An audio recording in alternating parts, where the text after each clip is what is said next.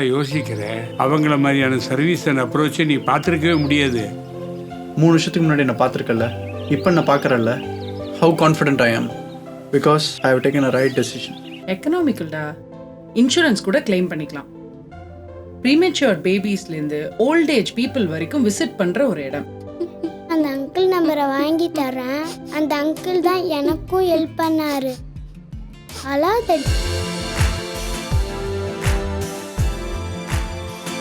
எல்லா பேஷண்ட்ஸுக்கும் personal care தராங்க. 30 years of proven medical records. All eye care treatment under one roof. அதான் RK eye சென்டரோட speciality. கர்த்தருக்குள் பிரியமானவர்களே, அர்த்தமுள்ள வாழ்வு என்ற நிகழ்ச்சியின் மூலமாக உங்களை சந்திப்பதில் நான் பெருமகிழ்ச்சி அடைகிறேன். புதிய ஆண்டுக்குள்ளே நாம் பிரவேசித்திருக்கிறோம். ஆட்டுக்குட்டியை பலியிட கடவுள் எப்பொழுது திட்டமிட்டார் என்கிற தலைப்பிலே இந்த வாரத்திலே நாம் தியானிக்க இருக்கிறோம். ஏதேன் தோட்டத்திலே ஆதாம் ஏவாள் செய்த தவறுக்காக பாவம் உள்பிரவேசித்தது. அதிலிருந்து அழிவு வந்தது, மரணம் வந்தது. அதிலிருந்து நம்மை மீட்க 2வது ஆதாமாக ஆண்டவர் இந்த உலகத்துக்கு வந்தார். இயேசுநாதர் வந்தார், பலியாடாக வந்தார். அவருடைய இரத்தத்தின் மூலமாக நமக்கு மறுவாழ்வை அளிக்கிறார் என்றெல்லாம் நாம் படித்திருக்கிறோம், சொல்ல கேட்டிருக்கிறோம்.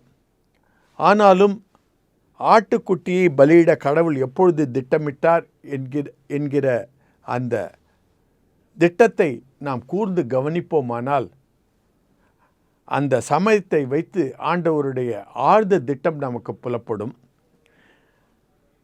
நாம் ஒரு குரோனாலஜி, ஏதோ ஆதி ஆகமத்திலிருந்து தொடங்கி வெளிப்பாடு வரை வெளிப்படுத்தப்பட்ட காரியங்களை பார்க்கும்போது அப்படியாக தோணலாம். ஆனாலும் சில வெளிப்பாடுகள் நமக்கு வெளிப்படும்போது அதனுடைய சமயம் அதற்கு முன்பாகவே தேவன் நிர்ணயித்தார். உலகம் உருவாவதற்கு முன்பாகவே ஆட்டுக்குட்டியை ஒதுக்கி வைத்தார் என்கிற ஒரு பல ரகசியங்கள் நமக்கு வெளிப்படும்போது அவருடைய ஆழ்ந்த திட்டங்களை தியானிக்க ஆண்டவர் நமக்கு வாய்ப்புகளை கொடுப்பார். அவற்றை தியானிக்கும்போது ஆண்டவருடைய ஒரு பெரிய திட்டங்கள் நமக்கு விளங்கும். ஒரு முறை நான் குன்னூருக்கு போயிருந்தேன்.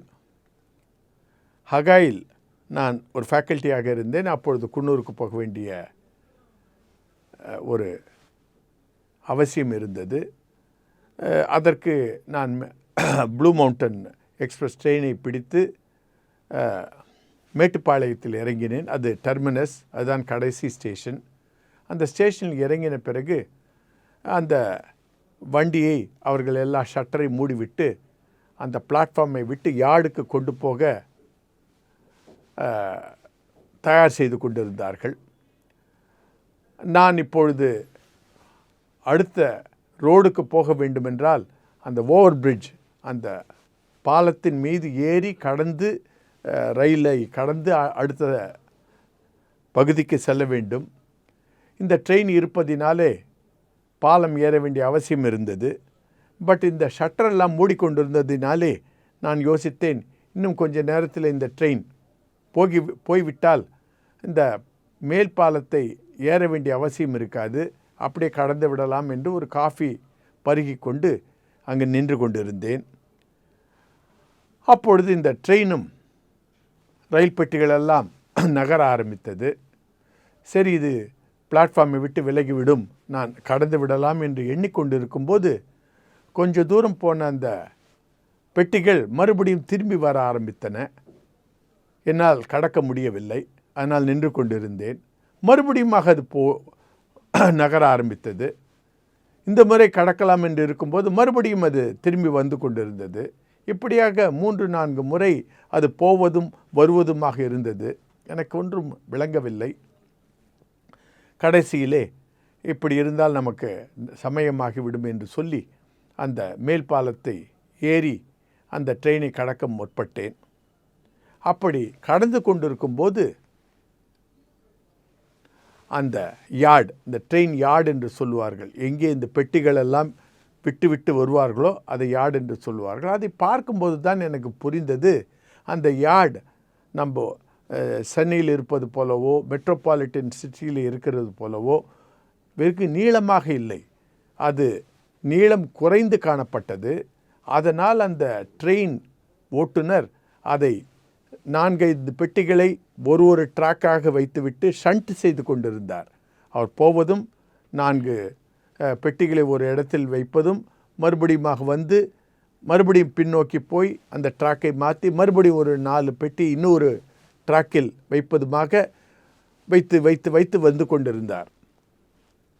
ஆதலால் அந்த ட்ரெயின் பிளாட்ஃபாரத்திலிருந்து பார்க்கும்போது நகர்ந்து கொண்டு தான் இருந்தது, விட்டு போகவில்லை. எனக்கு ஒன்றும் புரியவில்லை. ஆனால் மேலே இருந்து பார்க்கும்போது, கழுகு பார்வையில் பார்க்கும்போது என்ன நடக்கிறது என்பது தெரிந்தது.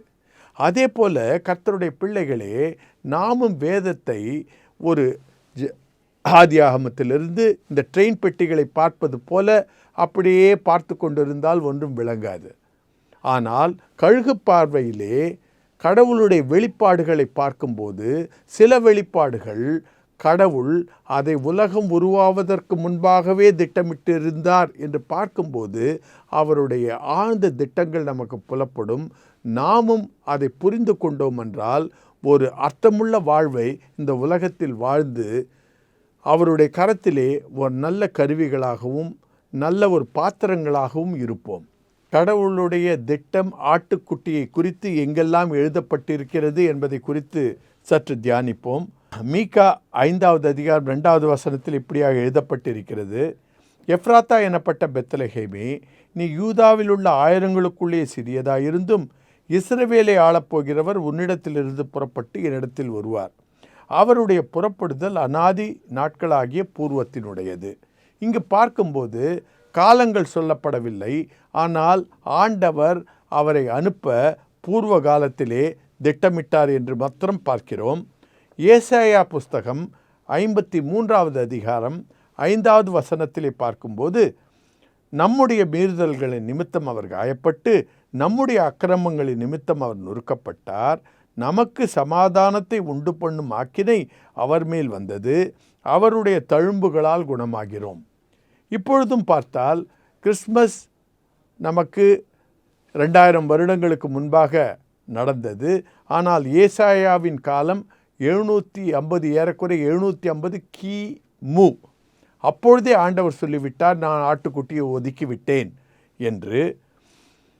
ஆனால் இயேசுநாதன் காலத்திலே யோவான் ஸ்நானகன், யோவான் எழுதின சுவிசேஷத்திலே 29வது வசனத்தில் இப்படியாக கூறியிருப்பார், மறுநாளிலே யோவான் இயேசுவை தன்னிடத்தில் வரக்கண்டு, இதோ உலகத்தின் பாவத்தை சுமந்து தீர்க்கிற தேவ ஆட்டுக்குட்டி என்று அறிமுகப்படுத்துகிறார். இங்கு பார்க்கும்போது ஆட்டுக்குட்டியானவரை ஆண்டவர் 2000 வருடங்களுக்கு முன்பாக தீர்மானித்து அனுப்பியிருக்கிறார் என்று நாம் நினைக்கக்கூடும். சில வேத பகுதிகளை நாம் தியானிக்கும்போது இதை ஆண்டவர் உலகம் உருவாவதற்கு முன்பாகவே திட்டமிட்டார் என்பதை காண இருக்கிறோம். ஏனென்றால் மனிதனுக்கு என்ன நடக்கும் என்பது தெரியாது, ஆனால் இறைவனுக்கோ என்ன நடக்கும் என்பது முன்கூட்டியே தெரியும். அப்படி தெரியவில்லை என்றால் அவர் இறைவன் இல்லை. அப்படி தெரிந்திருந்தால் அவர் அதற்கு வேண்டிய ஏற்பாடுகளை செய்திருப்பார்.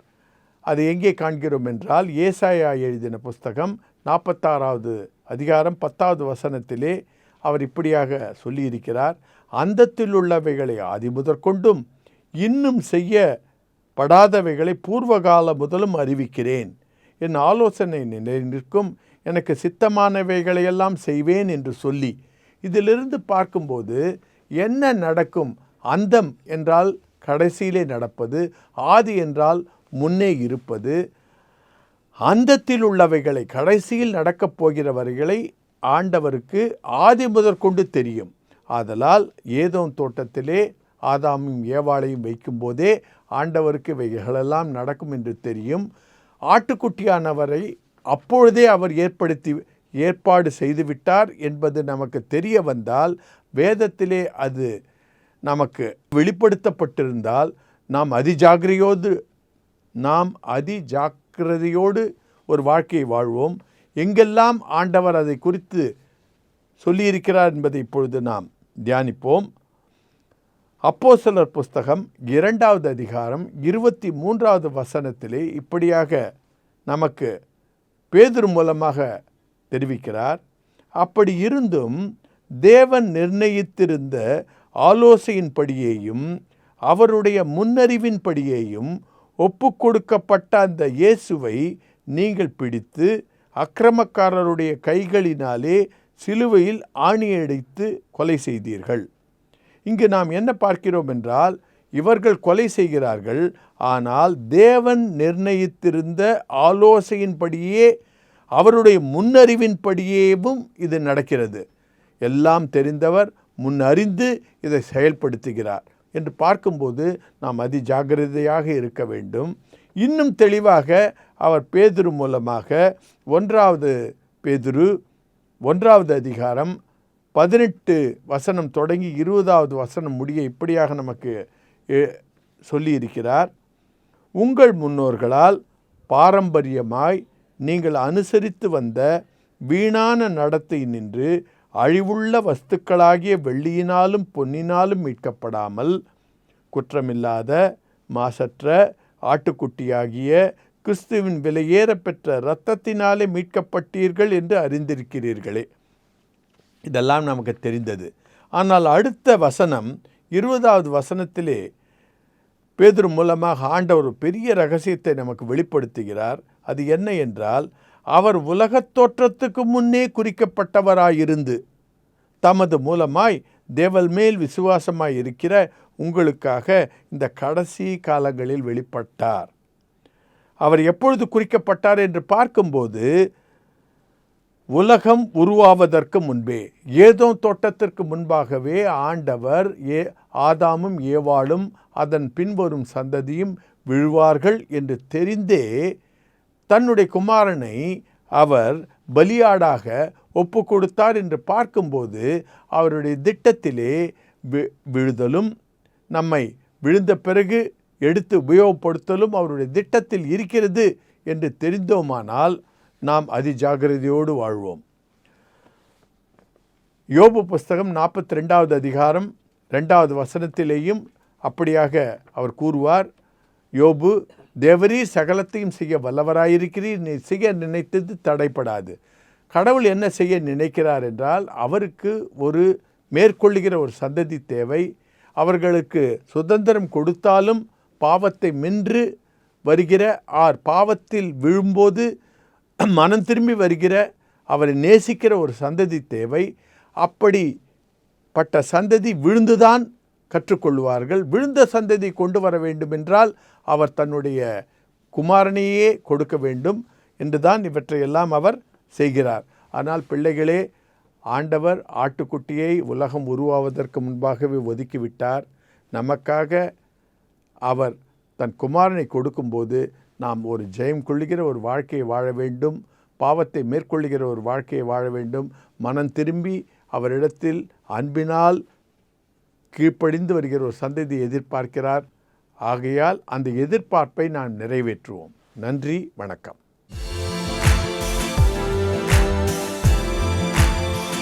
எல்லா பேஷண்ட்ஸுக்கும் பர்சனல் கேர் தராங்க. 30 years of proven medical records.